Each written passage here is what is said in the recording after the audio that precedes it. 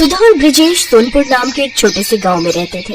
ब्रिजेश गांव भर में घूम घूम कर लोगों के घर काम करके अपनी रोजी रोटी चलाता था, जिससे उसकी आमदनी कुछ खास नहीं होती थी। लेकिन अब पिछले कई दिनों से ब्रिजेश को कभी कभार ही काम मिल पाता था, जिससे उनके घर पैसों की और भी तंगी होने लगी। ऐसे ही एक रोज सुधा ब्रिजेश से, सुनिए जी, घर में अन्न का एक दाना भी नहीं है और मेरे पास जो थोड़ी बहुत बचत थी वो भी खत्म हो चुकी है। अब आप कहीं से पैसे ले आइए ताकि हम थोड़ा राशन ला सके। तुम तो जानती हो ना सुधा, आजकल काम मिलना कितना मुश्किल हो गया है। कभी कभार ही काम मिल पाता है अब तो बस। आप परेशान क्यों होते हो जी? बस ऐसा सोचिए कि भगवान हमारी परीक्षा ले रहा है, देखना एक दिन वो सब ठीक कर देगा। तुम बिल्कुल ठीक कहती हो सुधा। अच्छा, मैं कुछ काम ढूंढने के लिए जाता हूँ। ब्रिजेश बाहर जा ही रहा होता है कि तभी एक बड़ी सी कार उनके दरवाजे के सामने आकर रुकती है, जिसमें से एक औरत हाथ में साल भर का बच्चा लिए अपने पति के साथ कार से उतरती है। कार की आवाज से सुधा भी बाहर आ जाती है। सुधा देखती है तो सामने उसकी बड़ी बहन निहारिका खड़ी होती है। निहारिका दीदी, आप यहाँ? सब ठीक तो है ना? नहीं सुधा, कुछ भी ठीक नहीं है। दरअसल मुन्ने की तबीयत पिछले 1 महीने से बिल्कुल भी ठीक नहीं है। शहर के बड़े से बड़े डॉक्टर को दिखा दिया, लेकिन सबका एक ही कहना है कि वंश को कुछ दिन के लिए गांव के खुले वातावरण और ताजी हवा में रखना होगा, तभी ये पूरी तरह ठीक हो पाएगा। हाँ सुधा, और हमारे सभी रिश्तेदारों में एक तुम ही हो जो गांव में रहती हो, इसीलिए हमें सीधा तुम्हारा ख्याल आया।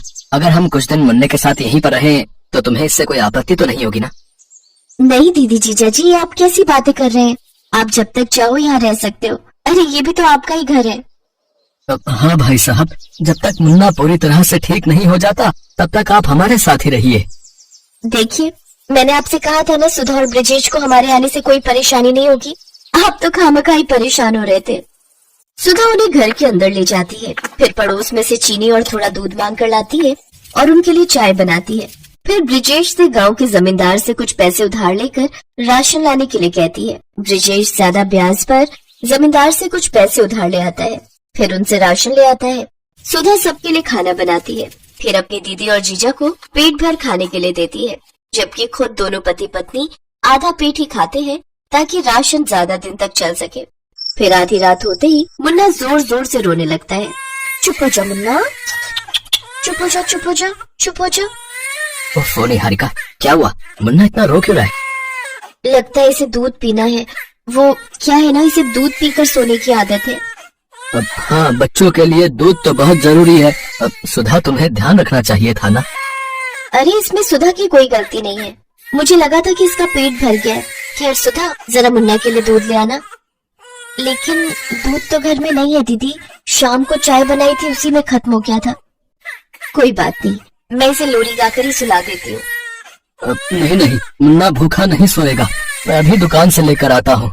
ब्रिजेश जल्दी से बाहर जाता है और दूध लाकर सुधा को देता है, जिसके बाद सुधा वो दूध गर्म करके मुन्ना को पीने को देती है। ऐसे ही एक रोज तेज बारिश हो रही होती है, जिसे देख आयुष कहता है, वाह, आज तो गर्मा गर्म चिकन बिरयानी खाने का जी कर रहा है। अभी मैं शहर में होता तो अपने कुक को कहता, वो जल्दी से बना कर ले आता। जीजा जी, आप परेशान मत होइए, आपका कुक तो नहीं लेकिन ये साली है ना, मैं बना देती हूँ। सुधा रसोई में जाती है तो वहाँ तेल और मसाले नहीं होते। फिर वो ब्रिजेश से कहती है। ब्रिजेश जमींदार से कुछ पैसे और उधार ले आता है और जल्दी से चिकन और सामान लेकर घर आता है। फिर सुधा चिकन बिरयानी बनाकर सबको खाने के लिए देती है। 3 दिन बाद वो जमींदार उनके घर पहुँच जाता है। क्यों रे ब्रिजेश, पैसे लेने तो तू हर हफ्ते आ जाता है, लेकिन लौटाने के नाम पर तेरी शक्ल नहीं दिखती है? जमींदार साहब, मैंने कहा तो था आपको, आपके पैसे लौटा दूंगा, फिर यूँ घर पर आए मेहमानों के सामने तमाशा करने की क्या जरूरत है? अच्छा, अपने मेहमानों को कर्जे पे लिए हुए पैसों से जब तू खाना खिला रहा है, मुर्गियां खिला रहा है, तब तेरी इज्जत कम ना होती? चलो रे, इसका सामान उठाकर बाहर फेंको। तभी आयुष कहता है, ठहरो, कितने पैसे हैं तुम्हारे? 20,000।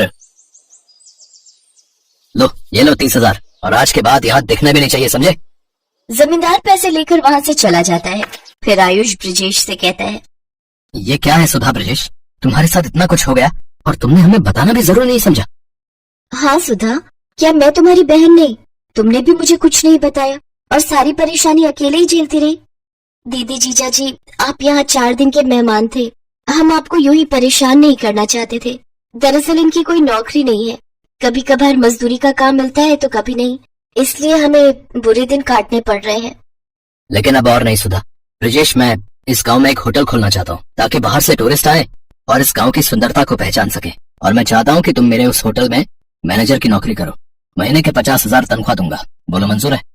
ये सुनकर सुधा और ब्रिजेश की आंखों में आंसू आ जाते हैं। निहारिका ने सुधा को गले लगा लिया।